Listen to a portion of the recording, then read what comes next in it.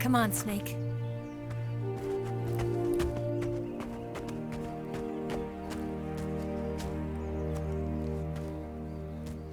We made it.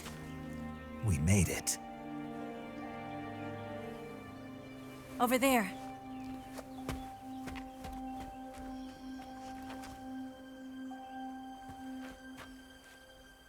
It's the boss, isn't it? I'll go get the wig ready to take off. Right. I'll leave you two alone. But come back in one piece, okay?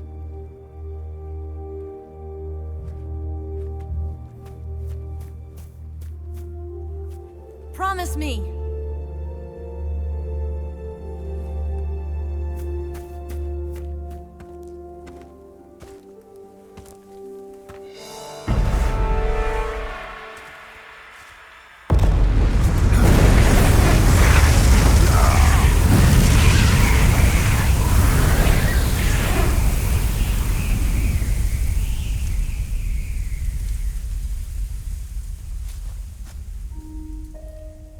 Life's end.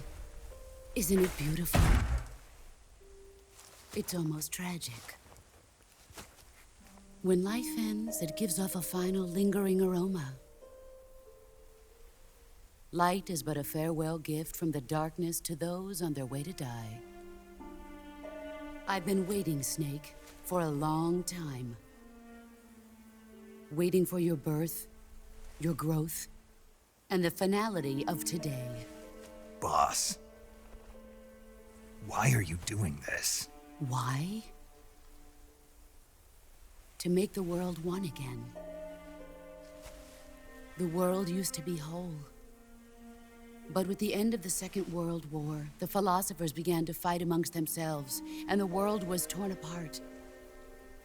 The Cobras, my comrades who trained and fought alongside me, were torn apart as well. The foibles of politics and the march of time can turn friends into enemies just as easily as the wind changes. Ridiculous, isn't it? Yesterday's ally becomes today's opposition. And this Cold War? Think back. When I was leading the Cobras, America and Russia were fighting together. Now, consider whether America and Russia will still be enemies in the 21st century. Somehow I doubt it. Enemies change along with the times, the flow of the ages, and we soldiers are forced to play along. I didn't raise you and shape you into the man you are today just so we could face each other in battle.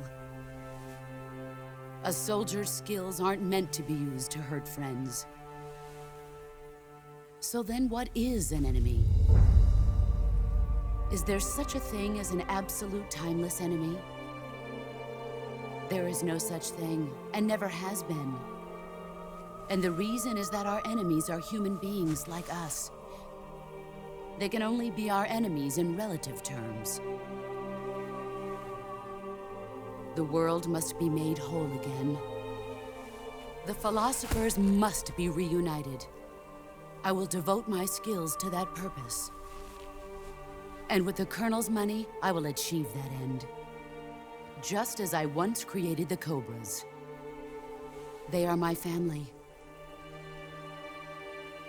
I may no longer be able to bear children, but I still have a family. It was November 1st, 1951. I was in the Nevada desert participating in atomic testing. The name Nevada is derived from Spanish, covered in snow, white as snow.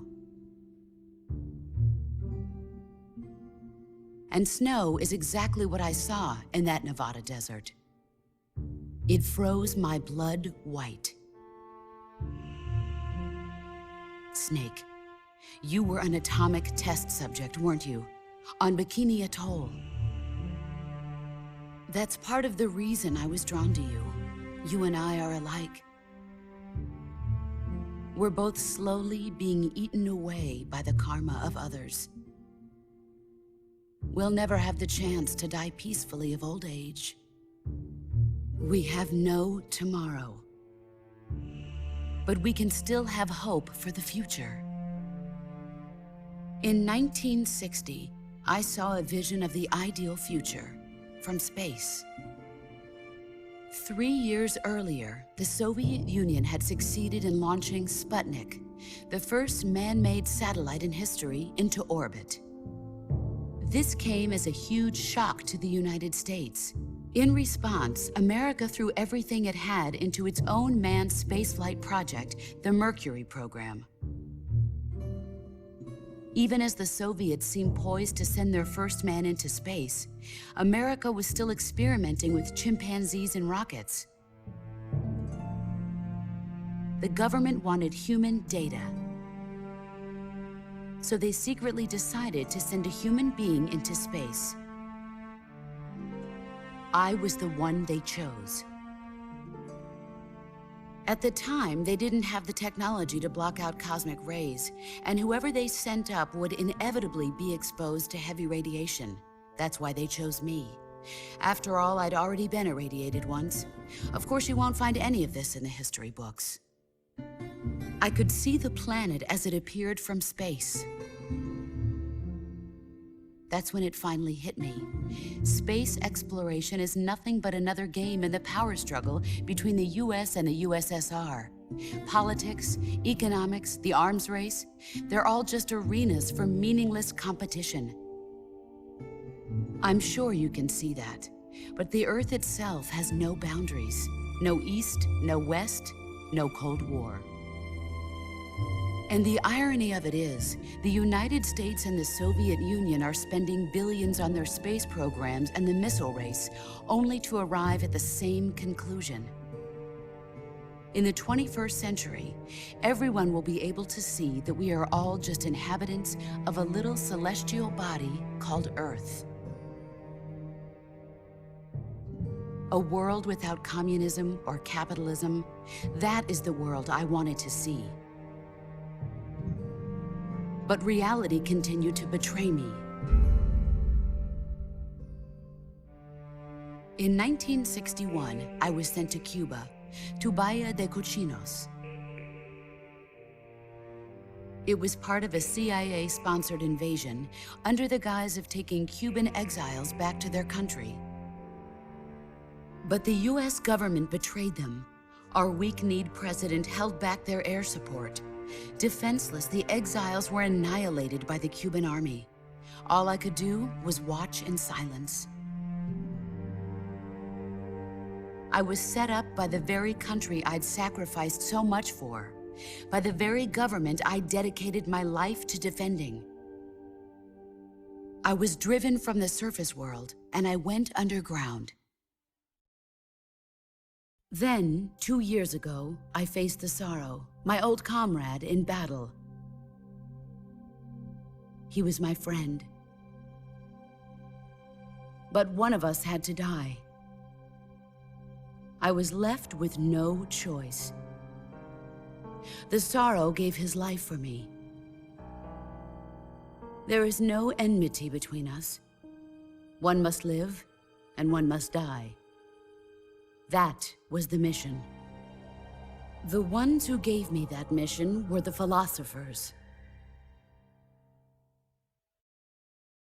Early in the 20th century, the true holders of power in the United States, the Republic of China, and the newly formed Soviet Union gathered together in a secret meeting that would later be known as the Wise Men's Committee.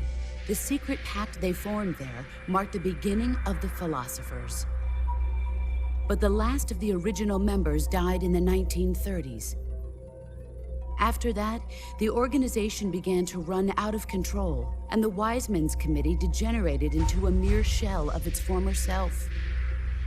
The philosophers of today have no sense of good or evil.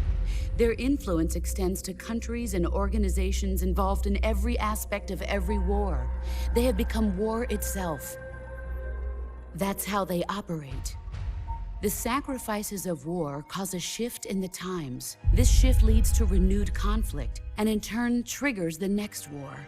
Like a nuclear chain reaction, each conflict sparks countless others, forming an endless spiral that will continue on for eternity. Do you understand what I'm saying, Snake? By consuming me and you, the philosophers intend to keep that cycle going forever. It was my father who explained all of this to me. He was one of them. You see, I am the last remaining child of the philosophers. But after he revealed the truth, my father was killed by that same shapeless, formless organization. And my father isn't the only thing the philosophers have taken from me. In June of 1944, the Cobras and I took part in the landing at Normandy. We'd been given a top-secret mission to locate and destroy enemy V-2 rocket installations. I was pregnant at the time. The sorrow was the father. I gave birth on the field of battle. A beautiful baby boy. But my child was snatched away from me by the philosophers.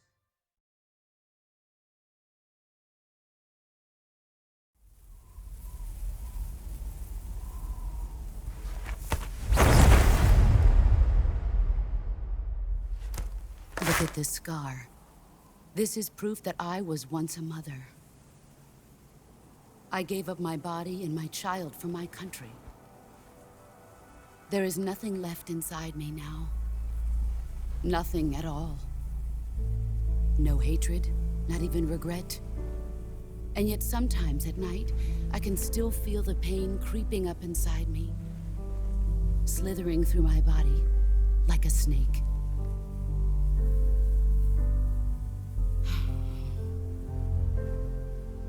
I've never talked this much about myself before. Thanks. Thanks for listening to me.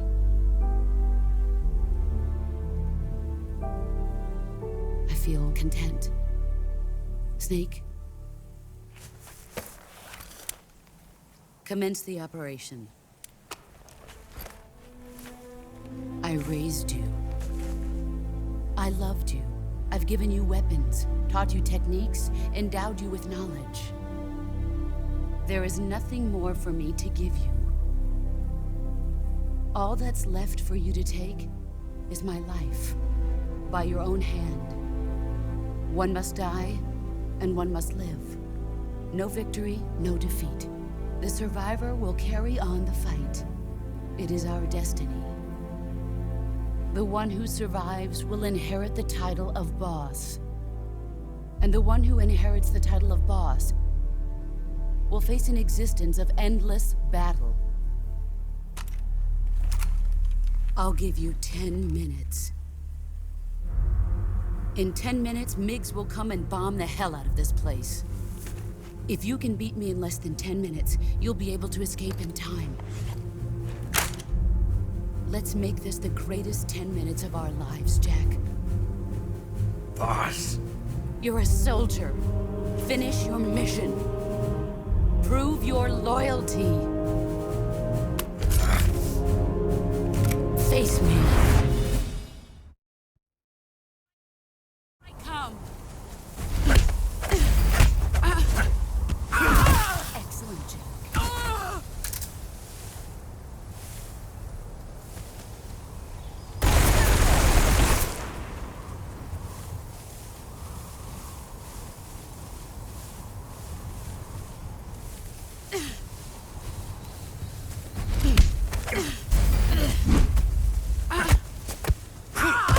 You're better than I remember.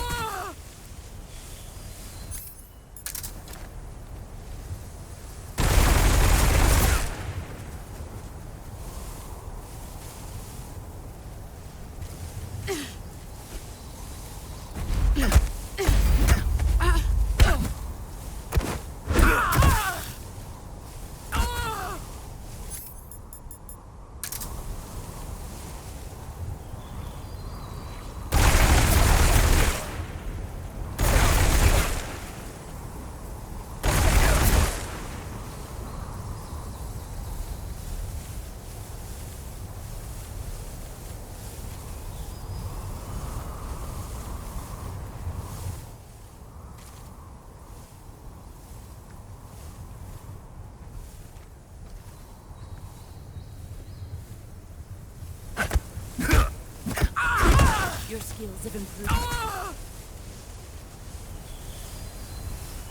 You've gotten stronger.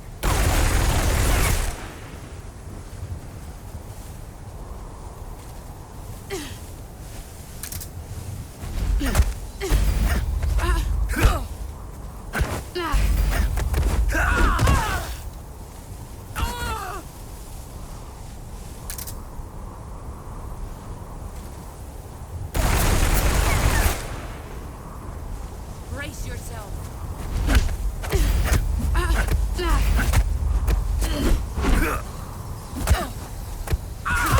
You're better than I remember.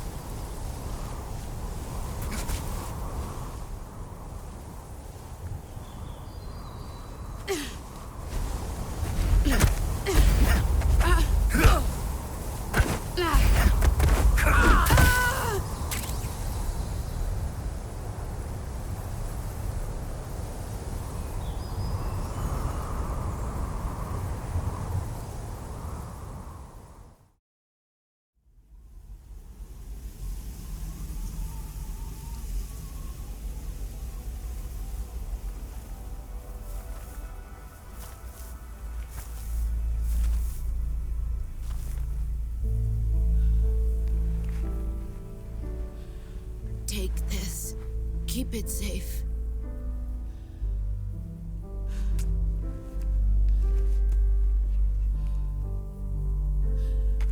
It's our only hope.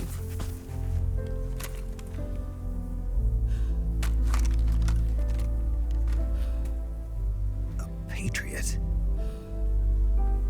Why are you giving me this? Jack. Or should I say, Snake? You're a wonderful man. Kill me. Kill me now. Do it.